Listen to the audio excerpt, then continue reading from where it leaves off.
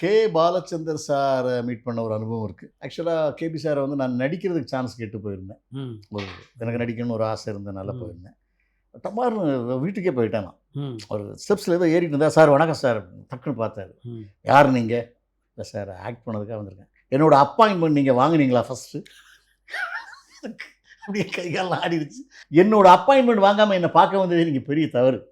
அதனால் நான் உங்களை அலோவ் பண்ண மாட்டேன், பொங்க பொங்கன்னாரு. இல்லை, இதுக்கப்புறம் ஒரு காலகட்டத்தில் அவருக்கே ஒரு படத்தை அவர் இயக்கினீங்க. ஆமாம் இல்லையா? ஆமாம். அப்போ இந்த சம்பவத்தை எப்போ அவர்கிட்ட சொன்னீங்களா? இல்லை, நான் சொல்லலை. சொல்ல இதை போய் எப்படி சொல்கிறது? எந்த ஆஃபீஸில் எனக்கு அப்பாயின்மெண்ட் இல்லைன்னு சொல்லி அவர் பேச மாட்டேன்னு சொன்னாரோ, அவர் அப்பாயின்மெண்ட் கொடுத்து அவரை வர சொல்லுங்கள் அப்படின்னாரு. அருமை. நான் கண்ணாத்தான ஒரு படம் டைரக்ட் பண்ணி முடித்தேன், சவுத் ஈஸ்டாருக்கு.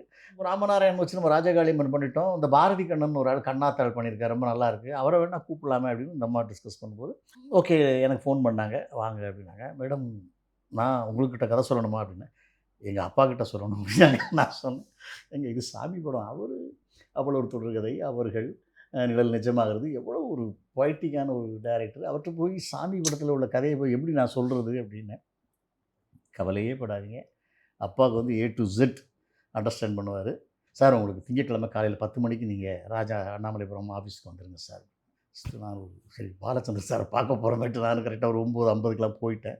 அப்படி ஒரு மிலிட்ரி கார் மாதிரி வந்தார்.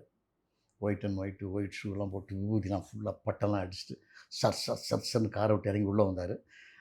இல்லை பாரதி கண்ணன்கிறது யார் அப்படின்னாரு. சார் நான் தான் சார். நீங்கள் தானே, உங்களுக்கு தானே அப்பாயின்மெண்ட்டு, இன்றைக்கி கதை சொல்கிறது உங்களுக்கு தானே அப்பாயின்மெண்ட்டு? Yes sir.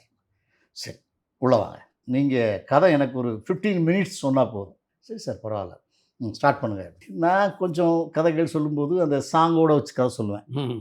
ராசாவே என்ன தெரியலையா, அப்புறம் கொஞ்சம் ஆச்சரியம், இது கதையில் ஏன் ரெக்கார்டு பண்ணவே இல்லை, அந்த ரெக்கார்டு பண்ணக்கூடிய பாட்டை இப்படி கதையில் பாடுறானே அப்படின்னு பார்த்துட்டே இருந்தார்.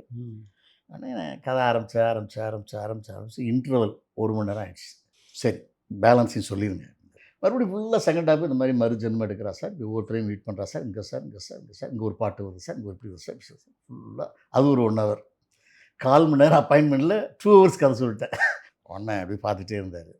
பரவாயில்ல, ஒரு சாமி படத்தை கூட இவ்வளோ விறுவிறுப்பாக சொல்கிறீங்க நீங்கள், ஒரு நிமிஷம் இருங்க. புஷ்பா, இவரை நீ கதை சொல்ல சொன்ன, இவர் என்கிட்ட ஒரு டபுள் பாசிட்டிவ் காமிச்சிட்டாரு. அருமை, சூப்பர், கை கொடுத்தாரு.